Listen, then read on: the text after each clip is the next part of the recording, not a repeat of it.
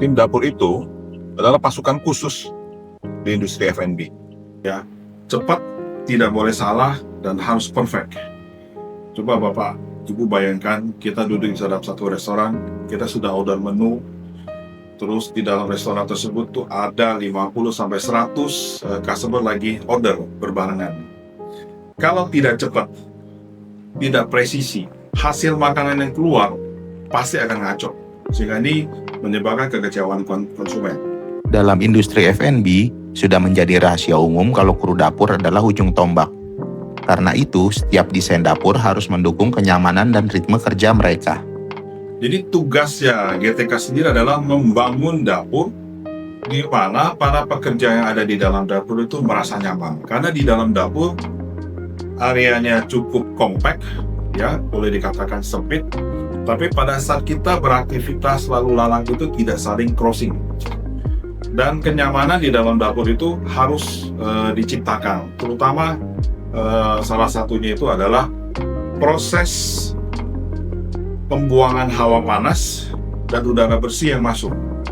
Sebenarnya di dalam dapur itu panas relatif, ya namanya dapur pasti panas. Yang perlu harus diperhatikan adalah bagaimana kita menarik keluar karbon-karbon yang terjadi pada saat kompor itu menyala.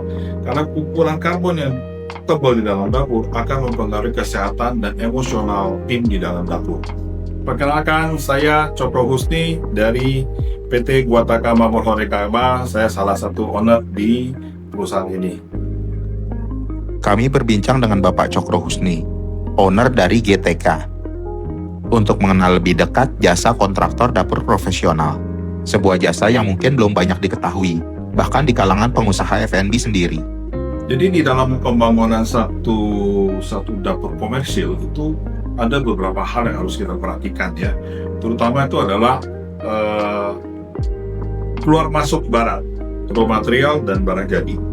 Kemudian harus ada sistem jalur pembuangan air bersih dan air kotor atau pembuangan limbah. Kemudian harus ada sirkulasi udara di dalam dapur, di mana dapur ini selain panas penuh dengan karbon-karbon dari kompor-kompor yang menyala. Kemudian kita harus supply sistem gas, karena di dalam satu rangkaian dapur itu terdiri dari beberapa, mungkin kadang puluhan kompor yang harus kita nyalakan bersama, sehingga itu butuh satu gambar teknis yang harus kita gambar. Dan ini erat sekali berhubungan dengan flow kerja dari chef, menu makanan, volume makanan, tempat keluar makanan, dan ini semua menjadi satu jalur yang harus kita sinkronisasi. Bagaimana cara GTK menentukan peralatan apa saja yang harus ada di sebuah dapur profesional? Pertimbangan Bapak kalau mengerjakan proyek itu menentukan desain dan equipment apa aja yang harus ada, itu pertimbangannya apa saja? Dalam menentukan equipment apa yang ada di dalam dapur, saya biasanya harus berdiskusi, ngobrol dengan chef, dengan owner, terus membaca menu, ya, menanyakan apa saja sih yang mereka butuhkan di dalam dapur. Dan ini akan saya pelajarin bersama tim-tim saya, pelajarin apakah semua equipment yang dimintakan itu harus ada, apakah equipment yang diminta itu bisa saya ubah menjadi satu mesin sederhana tepat guna. Yang penting ada outputnya sama. Kadang-kala kebutuhan chef itu mungkin mesinnya besar, tapi karena space-nya kecil, saya harus bisa memodifikasi satu equipment yang bisa memenuhi fungsi yang diharapkan. Jadi memang kita harus berdiskusi, berinteraktif dengan chef dan owner, dan membaca menu paling utama. Ada pertimbangan lain nggak, misalnya lokasi, budget, atau yang lainnya? Oh ya, lokasi, bentuk dari bangunan dapur sendiri itu juga menjadi satu peranan penting, ya. Kadang-kala kalau contohnya, kalau kita membangun dapur di mall, biasanya itu bentuk bangunan itu ada yang persegi, ada yang trapesium, ada yang setengah bulat, ada yang segitiga. Nah, ini yang dibutuhkan adalah skill kita mendesain, rancang, bangun equipment yang ada di dalam. Berarti kalau tadi bicara pertimbangannya adalah lokasi, berarti harus survei dulu ya? Betul, kita harus melakukan survei lokasi. Banyak faktor harus saya perhatikan. Satu, tetangganya siapa? Kemudian rintangan-rintangan di sekitarnya itu apa aja?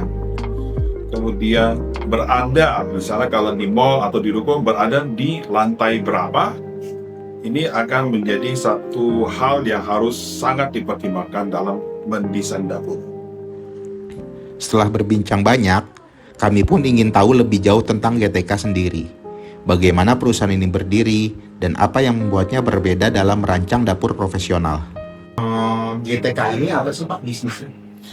GTK ini adalah satu perusahaan yang bergerak di bidang pembangunan profesional kitchen equipment, bisa untuk kantin, catering, restoran, bakery, dan perusahaan F&B. Dan saya juga merancang berbagai macam mesin yang disesuaikan dengan kebutuhan daripada Bapak Ibu sekalian. Jadi sudah termasuk desain semuanya all-in-one solution ya? Betul, jadi kita mulai dari merancang konsep, kemudian kita bangun, dan siap beroperasi pada saat kita serah terimakan ke Bapak Ibu sekalian. Berdirinya tahun berapa? Saya mulai usaha Guataka ini pada tahun 2018. Saya berkongsi dengan partner saya, Vera Umbara, di mana sebelumnya saya adalah profesional di teknik industri, kemudian peralatan-peralatan mesin. Sebelumnya saya juga berkecimpung di dunia F&B, yaitu penjualan peralatan F&B dari mesin pendingin, pemanas, dan alat masak. Visinya dengan Bu Vera ini katanya akan membangun dapur yang sesuai standar BPOM, halal dan segala macam, atau benar? Betul, jadi dapur yang nyaman itu adalah dapur yang harus memiliki satu standar kebersihan. Kalau di negara kita mengenal standar BPOM, standar halal, dan secara internasional ada namanya HACCP, dan ini saya terapkan di semua dapur yang dibangun oleh Guataka. Standar dapur yang dibangun oleh GTK sendiri itu standar BPOM, halal, dan HACCP. Jadi semua dapur ini harus membuat tim dapur merasa nyaman bekerja di dalam dapur sehingga produktivitas itu menjadi tinggi. Membangun dapur bukan sekedar soal desain. Di dalamnya ada banyak sudut pandang, mulai dari owner, chef, hingga arsitek. Tantangannya adalah bagaimana menyatukan semua itu agar dapur berjalan efisien tanpa mengorbankan kepentingan siapapun. Kita sebagai kontraktor itu adalah kita perlu duduk bareng, mendengarkan masukan-masukan dari chef, dari owner, kendala mereka, harapan mereka apa. Ini yang menjadi tugas dari GTK sendiri, menselaraskan ini semua sehingga produktivitasnya itu bisa menaik tinggi dibandingkan dengan dapur yang mereka sebelumnya. Kalau dari sisi arsitek, mereka bisa memberikan arahan-arahan, selebihnya eksekusi dan desain dapur tetap harus kita lakukan. Ada beberapa arsitek yang saya pernah ketemu, mereka cukup bisa merancang, tapi itu hanya merancang infrastruktur saja, sedangkan untuk flow makanan segala macam mereka rata-rata menyerahkan kembali ke kita sebagai kitchen kontraktor. Setiap bisnis punya titik baliknya. Bagi GTK, momen itu datang dari pandemi ketika kesadaran akan pentingnya dapur higienis dan efisien mulai tumbuh. Oke, titik balik ini terjadi pada saat masa COVID ya. Saya kebetulan sedang liburan ke Bali. Saya banyak melihat restoran-restoran yang pada saat tersebut pada masa COVID, restoran tutup, baik itu tutup sementara atau tutup permanen. Nah, pada saat itu saya melihat satu waktu pasti akan comeback. Nah, pada saat comeback, dapur yang sudah lama ditinggalkan itu akan banyak sekali hama.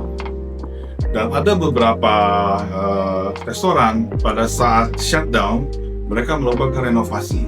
Jadi pada saat renovasi itu banyak sekali ditemukan harta karun, ya. Salah satunya itu sarang hama. Hama itu tikus, kecoa, rayap, dan segala macam. Dan ada juga infrastruktur yang sudah terpasang seiring berjalannya waktu itu sudah sampai masanya harus diganti. Dan inilah menjadi turning point saya memulai untuk membangun kitchen profesional. Karena selama ini bisnis GTK sendiri adalah importin mesin F&B. Seluruh mesin, segala macam mesin saya ada. Saat masa COVID tersebut, dirinya juga menemukan fakta baru, bahwa prinsip dapur profesional juga bisa diterapkan untuk dapur rumah. Karena dapur rumah pun membutuhkan kenyamanan dan keamanan yang sama. Pada saat COVID itu, banyak rumah menjadi rumah isolasi mandiri. Jadi pada saat dapurnya dipakai, ternyata dapurnya sudah diserang rayap, kemudian dapurnya tuh karena ada kebocoran sudah lama nggak dipakai, jadi terjadi kebocoran, sehingga dapurnya berantakan. Nah, saya waktu itu membangun satu dapur punya teman baik saya sendiri, dan semuanya dibikin dari stainless. Keunggulan dari stainless ini, satu, sudah pasti anti karat. Kedua, lebih awet. Ketiga, tidak bocor. Dan untuk membersihkan stainless juga sangat gampang dan perawatan juga sangat sederhana. Jadi cukup dilap bersih, lap kering, sudah beres. Dan desainnya juga bisa disesuaikan dengan kebutuhan bentuk dapur, mau kabinet atas, mau kabinet bawah, kita bisa kombinasi dengan laci putar, ya. Lemari atas, kabinet bawah kita bisa desain dengan rak, ya, rak untuk sendok piring, garpu dan segala macam, atau untuk menggantung sospen, atau untuk menaruh tabung gas di bawah, semua kita bisa desain, dan tentunya dengan desain yang sangat safety, terutama di mana ada tabung gas, kita bisa bikin pintu terbuka atau menggunakan bahan perforator sehingga terjadi pertukaran udara. Dan paling penting adalah hama tidak masuk, kecoa tidak masuk, bebas rayap. Mantap. Dari setiap rancangan yang dibuat, GTK percaya bahwa dapur bukan sekedar ruang memasak, melainkan ruang kerja yang harus mendukung ritme dan kenyamanan tim di dalamnya. Karena dapur yang baik akan melahirkan tim yang hebat, dan tentu saja akan berdampak pada bisnis F&B yang sedang dijalankan.